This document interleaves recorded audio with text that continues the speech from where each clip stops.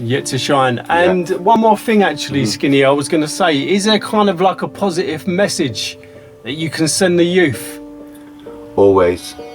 I mean, do you know what? Life is so short that if you live to 100 years old, you existed for merely a speck in time with very little relevance or significance. How many people have come and gone that we still speak of today? You know, and look at the greats that we try to remember. So life can mean so much or so little. But where life is so very short, for everybody, not only youth, because you could be having a midlife crisis, you could be at your twilight years and still not realize this realization.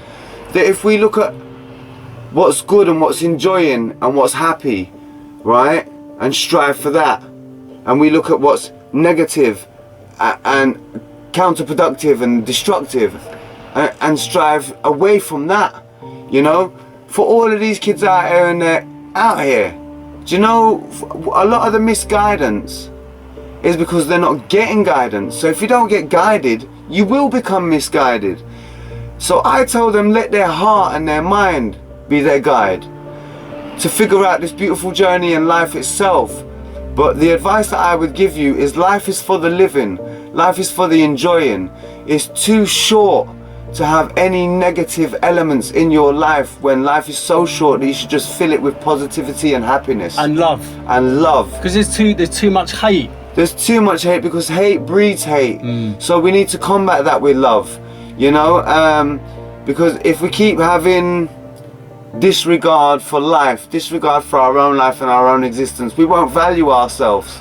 So we have to learn self-love, we have to learn self-value, we have to understand that life is but so short even if you live to old age. So with this such a short time that we have here on this earth, in this life, in this physical experience that we're having, you know, this human experience that we're having as spiritual beings, grasp it with both hands and enjoy it for the little time that it is, because where in the time in your diary, in this short time that we have, should you put time aside for negativity and jealousy and envy and destruction and hate and animosity? And where did you want to schedule in your time for any of these emotions? You know, what I want to schedule in my time, but this is me blissfully romantically saying it, is happiness, love, positivity, peace, unity, striving for better. And this is what my heart strives for. And hopefully if vibration alone can make vibration stronger, it will work, because I believe that if our sole duty and purpose as human beings on planet Earth was to make sure that we're looking after each other and our Earth, then we would all be doing all right. And the minute that one person isn't doing all right, the rest of us are there to help them back up to where they need to be, to help them be all right. I mean, if human beings on planet Earth could come to this romantic idealism, it would be a blissful, harmonious heaven that we would be having as a reality here in our human experience on this earth.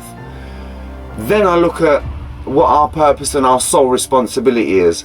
And is our purpose and our sole responsibility to make sure that we can preserve this beautiful, miraculous thing that we have called life on earth for the next generations to be able to enjoy it as well? Or do we continue to make sure that it's finally going to come to an end through mankind's destruction? The only destructive force on this planet is human's nature and no other. So we really need to look at, if we want this planet and life to exist for generations to come, what needs to change to enable the existence of life on planet Earth, of all life on planet Earth, not just human life on planet Earth. What has to be reconsidered is humans' behavior on planet Earth. We need to change the nature of human behavior on planet Earth for there to be grandchildren's grandchildren's grandchildren. Because we already know that the Earth is contaminated by plastic.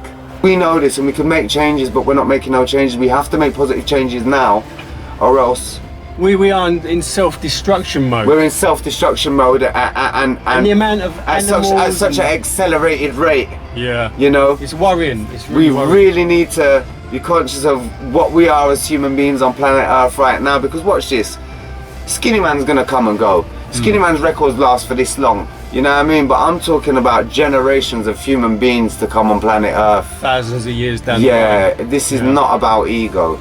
This is about, let's give life and the existence of life a chance. Because you know what? Let's say we was to think out of the box and say, in a couple of thousand years from now, will they be looking back going, what was them nutters doing? This has got to be the worst generation ever. This is worse than the Dark Age, the Bronze Age, the Neolithic Age, any age that you could mention. We are in more of a destructive mode than ever.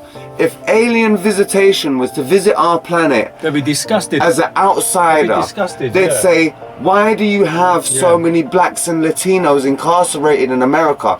There's more blacks and Latinos going through a genocide in America today than there ever was when it was slavery, you know? And when we look at slave trade around the world, the monstrosity, how we treat people that are human beings trying to escape for a better chance of life, and we dehumanize them by calling them immigrants like they're any less human.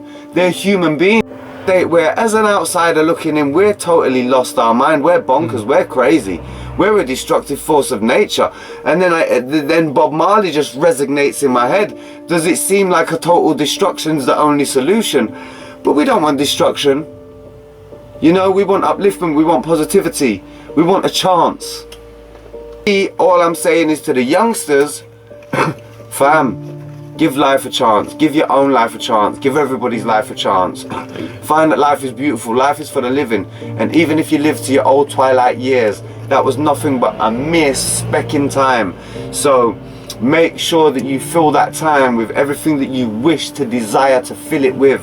Because there's I suppose what we could say is, as John Lennon said, give peace a chance. Give peace a chance. Yeah. I will say that when I reflect and I think about the nature of human behavior, you know, as much as I want to strive for world peace, will me and my brother get into an argument over Christmas dinner at my mum's house and be at each other's necks? You know, like, brothers feud, people feud. You can't always gel with everyone. You can't please everyone. You can't make everyone happy. And as much as I want to have faith in human beings to resolve our problems, it's also human beings that create the problems that we face. You know, may I say, like, because when I look at the monstrosity of human nature around the world, show me a creed, a nation, a religion, or a place in the world where rape doesn't take place.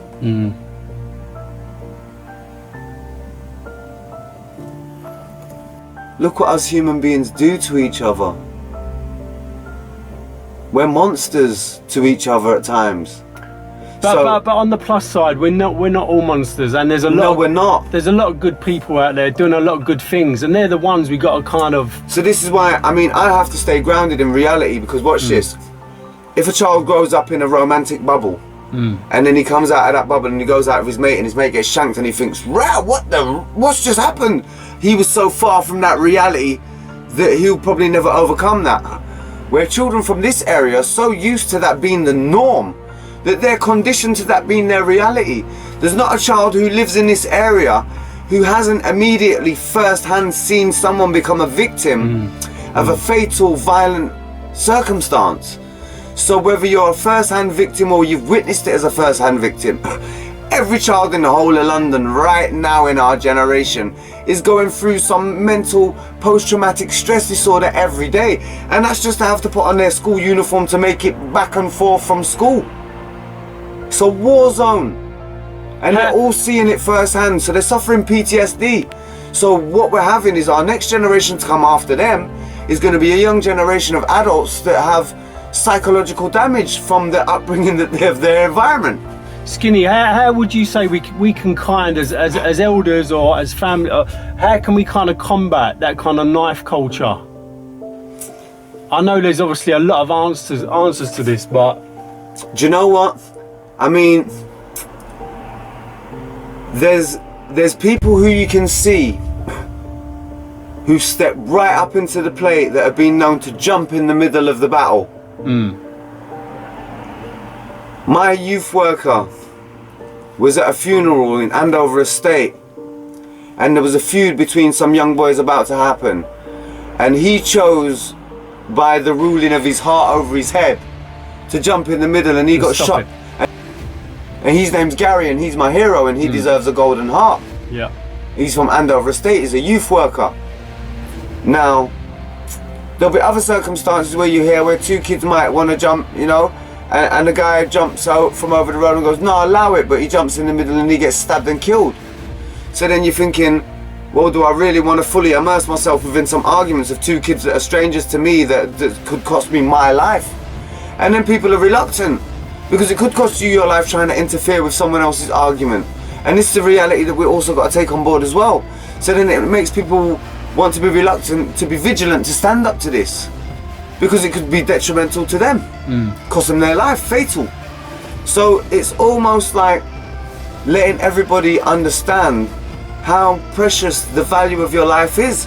But then if a child's never been taught to have self-regard for life, how can he be expected to have self-regard for life or for anyone else's life? So it's about teaching the regard for the value of life. And how do we get to teach that? Did Cain not kill Abel for the blessing?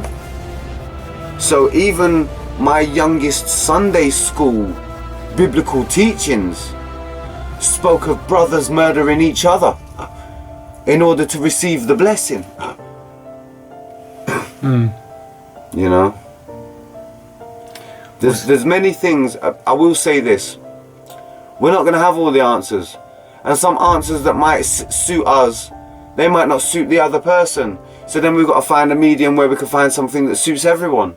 And are we going to be able to find a solution that can suit everyone? I know this much: in trying to find, in a quest to be out to seek resolution, in a long life, in a lifetime, we will only merely inherit a teaspoon out of an ocean of knowledge in our lifetime. So to say that there's an ocean of knowledge out there, and the wisest man to ever live will only inherit but a teaspoon of that knowledge, it shows how much we've got to learn. So, do you know what? I'd love to be able to bring solutions to problematic questions, but there's so many vast problems that there's so many solutions that we've yet to seek and find. So we don't have all the solutions. I certainly don't, but I strive to find them, and that's the difference. Yeah. Well, Skinny, what can I say? I mean, absolutely, I've been totally blown away by this interview. Thank you for having me in the ultrasound cab. You know I wanted to be here. For any viewers, if you've listened to this long, you know we're going to kick some dope raps in the back of this cab. Yes. I'm always asked what's the most important thing that I can say, and the most important thing that I can say is more important than any lyrics that I could ever rap. It's more important than anything that I could ever be. I represent I'm a self-appointed representative of a charity called WaterAid, and when I was investigating charities to see certain executives and people on the committees and the chair, and how much money gets spent on administration and who gets Christmas bonuses, and you know, all of these like rip-off charities, that seeked out to find a fair one, and I found that WaterAid was fair, and they do what they say and they mean what they say, and I love them for all their ethics. So I've chosen to be a self-appointed spokesperson to bring about awareness for a charity that I believe in, which is WaterAid, and that's wateraid.org. You might not have money, but there may be many various ways that you can contribute towards bringing help by bringing change towards a cause that I champion. So go on to wateraid.org if you have time and see how you can become involved if you so desire, because everybody and anybody's help is appreciated, whether little or lots, you know, like wateraid.org. Try to become part of the revolution and get involved. Yeah, nice Skinny Man. Yes. Well, listen, absolutely fantastic interview. Thank you. I mean, you know, I was totally blown away once again by, you know, by these interviews, and it means so much for you to be in the back of my cab. Well, I love the fact that you're doing these interviews because I watch them as a fan and love them all, because a lot of people you interview, I'm big fans of them, so I'm enjoying what you're doing. You know, and anybody keep up the good work. Anybody watching this, try and subscribe to this channel, and also try and watch some of the other interviews. Jumping Jack Frost, the Ragged Twins. Yes. Don't let our history be lost on deaf ears when you can get a whole education from the ultrasound cab interviews. The ultra cab, exactly, Skinny, exactly. The ultra cab interviews. You know that.